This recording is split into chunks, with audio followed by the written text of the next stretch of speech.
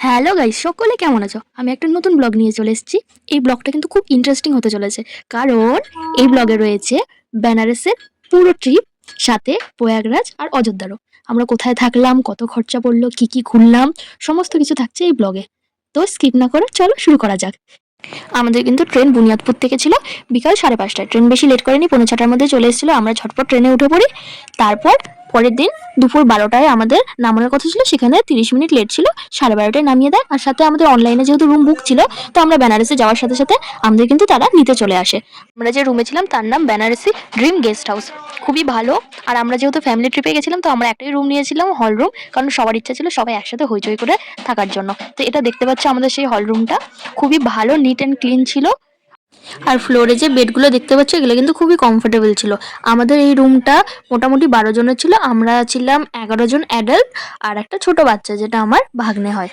তারপর দুপুর 1:15-র মধ্যে সমস্ত কিছু ফর্মালিটি পূরণ করে আমরা হোটেলে চেক ইন করে নিচ্ছি। তারপর সবাই আস্তে আস্তে ফ্রেশ হয়ে নিল, সাথে আমিও একটু শাওয়ার নিয়ে নিলাম। এখন দেখতেই পাচ্ছ 2:30 বাজে। আর দুপুরে লাঞ্চটা কিন্তু আমরা হোটেলেই সেরে নিলাম। দেখতেই পাচ্ছ আমাদেরকে কি কি খাবার দিয়েছে, একটা তরকারি, একটা ডাল, আর একটা কেমন একটা ঝোল দিয়েছিল, আর ভাত দিয়েছিল। সবই ঠিকঠাক ছিল, তেমন একদম ভালো খাবার সেটাও না, মোটামুটি ছিল খাওয়ার মতো। কিন্তু এখানে একটাই খুব খারাপ বিষয়, যে এখানে অল্প পরিমাণে খাবার দেয়, আর তুমি এক্সট্রা তরকারি নাও, ভাত নাও, যাই নাও, সেটা তোমার পার 90 টাকা করে নিবে। আর এখানে খাবার খুবই কস্টলি, পার প্লেট তোমার 200 টাকা করে নেয়, কিন্তু আনলিমিটেড না। তোমাকে হলো এক্সট্রা সবকিছু, ডাল নাও, সবজি নাও, তার জন্য কিন্তু তোমাকে 90 টাকা করে পে করতে হয়। তারপর আমরা সবাই দুপুরে একটু রেস্ট নিয়ে তারপর রেডি হয়ে গেলাম। এটা দেখতে পাচ্ছ, এটা আমার হলো বিকালের আউটফিট। আর আমরা এখন যাচ্ছি সবাই মিলে ঘাটে। তো এখানকার গলিগুলো এত সুন্দর, কি বলবো। আর আমরা যেখানে রুমটা পেয়েছিলাম, খুবই একটা ভালো জায়গা। এখান থেকে ঘাট, কাশী বিশ্বনাথের বাবার মন্দির থেকে শুরু করে ভৈরব মন্দির, সমস্ত কিন্তু পায়ে হাঁটা। মানে পায়ে হাঁটা মানে 5 থেকে 10 মিনিটের রাস্তা। এবারে খুবই একটা ভালো। আর এখানে যে মেন মার্কেট, সেটাও হলো আমাদের রুমের একদম কাছেই ছিল, 5 মিনিট। তারপর আমরা সমস্ত কিছু দেখতে দেখতে ঘাটে চলে যাচ্ছি। আমরা ঘাটে পৌঁছেও যাই। আর এখানে একটা জিনিস, যা এটা একটা অফ সিজন ছিল, কিন্তু এত লোকের ভিড় ছিল, আমি সেটাই ভাবছিলাম যে সিজনের টাইমে ঠিক কতটা ভিড় হয়। তো তোমরা যারা যাবে ভাবছো, তারা কিন্তু সিজনে কখনো যেও না, এরকম অফ সিজনে যেও। আমরা কিন্তু বিকালের মধ্যে ঘাটে চলে যাই। আর এটা কিন্তু একটা বেস্ট টাইম ঘাটে যাওয়ার, কারণ একটু পরে সন্ধ্যা আরতি শুরু হয়।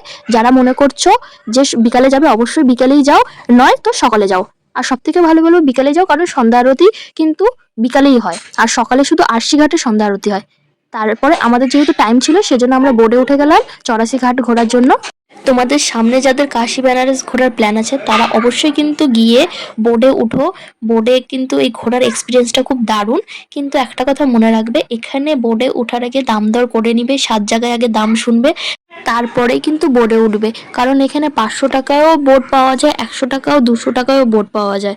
যেহেতু আমরা ফ্যামিলি ছিলাম, তো আমরা একটা পুরো বোট রিজার্ভ করে নিয়েছিলাম। আমাদের পার হেড 300 পড়েছিল, কিন্তু এটা বেশি পড়ে গেছিলো, কারণ পরের দিকে 200 টাকারও বোট পাওয়া যাচ্ছিল।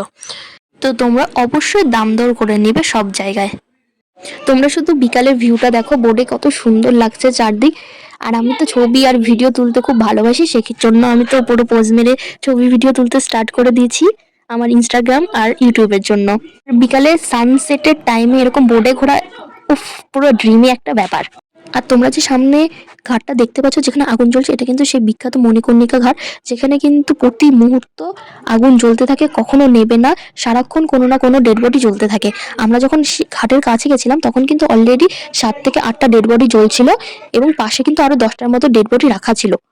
এই ঘাটে প্রতি মুহূর্তে এত ডেড বডি কেন জ্বলে, এটা কিন্তু আমি সেখানে গিয়ে জানতে পারি। তো তোমরা যদি জানতে চাও, অবশ্যই আমি এটার উপরে একটা ছোট্ট একটা ভিডিও বানাবো, তোমরা ওটা দেখে নিও। যেহেতু এই ভিডিওটা অনেকটা বড় হচ্ছে, তো এই ভিডিওতে আমি সেটা অ্যাড করলাম না। এবার তোমরা দেখতে পাচ্ছ যে পুরো ভিড় জমে গেছে গঙ্গা আরতি দেখার জন্য। সামনে এরা বোটে বসে গঙ্গা আরতি দেখবে, তার জন্য ওরা সামনের দিকে জলের মধ্যে চলে গিয়েছে। আর আমরা এরকম ফ্রন্টে একটা ভিউ পাওয়ার জন্য সামনের দিকে চলে এসেছি। মানে আমাদের জায়গাটা খুবই ভালো একটা জায়গা পেয়েছি। তো আমি আর দিদিভাই এখানে বসে পড়েছি গঙ্গা আরতি দেখার জন্য। আরো সবাই ফ্যামিলি ছিল, যে যার মতো সাইড দিয়ে বসেছিল। তো এই যে ভিউ দেখতে পাচ্ছ, এত সুন্দর গঙ্গা আরতি। এখন ওনারা প্রার্থনা করছে। এই গঙ্গা আরতি মোটামুটি 1 থেকে 1.5 ঘন্টা চলে।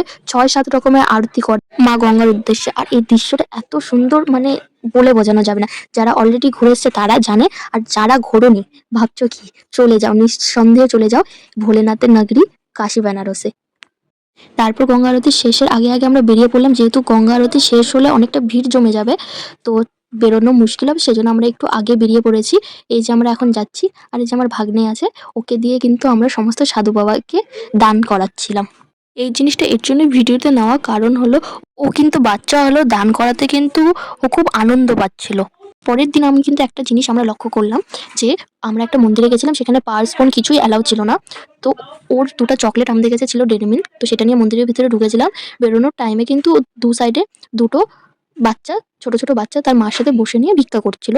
তো ও সেক্ষেত্রে ওদেরকে দেওয়ার জন্য টাকা বা কিছু দেওয়ার জন্য কিন্তু অত ছোট বাচ্চা কিন্তু ও কিন্তু দেওয়ার জন্য জেদ করছিল। তো না পেরে যে ডেইরি মিল্ক ২টো ছিল ও কিন্তু ও ২টো দিয়ে দিল। ও কিন্তু এত ছোট কিন্তু দেওয়ার মানসিকতা এখন থেকেও শুরু হয়ে গেছে। তো তোমাদের যাদের ছোট, ছোট বাড়িতে বাচ্চা রয়েছে তোমরা কিন্তু চেষ্টা করবে তাকে দিয়ে এরকম দেওয়ার। কারণ ছোট থেকে আমরা তাদের মানসিকতা তৈরি করি। তো এরকম মানসিকতা যদি ছোট থেকেই শুরু হয় যে মানুষকে দিয়ে দেওয়ার, খুশি করা, তো সেক্ষেত্রে কিন্তু তারা বড় হয়ে কিন্তু খুব একটা ভালো মানুষ হবে। তো ভিডিওটা আমি আর বেশি লং করছি না, এটা আমরা পার্ট 1 এ দিয়ে দিচ্ছি। আরো আমি কোথায় ঘুরলাম, কত টাকা খরচা হচ্ছে সবকিছু জানতে হলে কিন্তু পরের ভিডিও দেখতে হবে। ভালো লাগলে কিন্তু লাইক, কমেন্ট, শেয়ার করে দিও আর অবশ্যই পাশে থেকে সাবস্ক্রাইব করে দিও।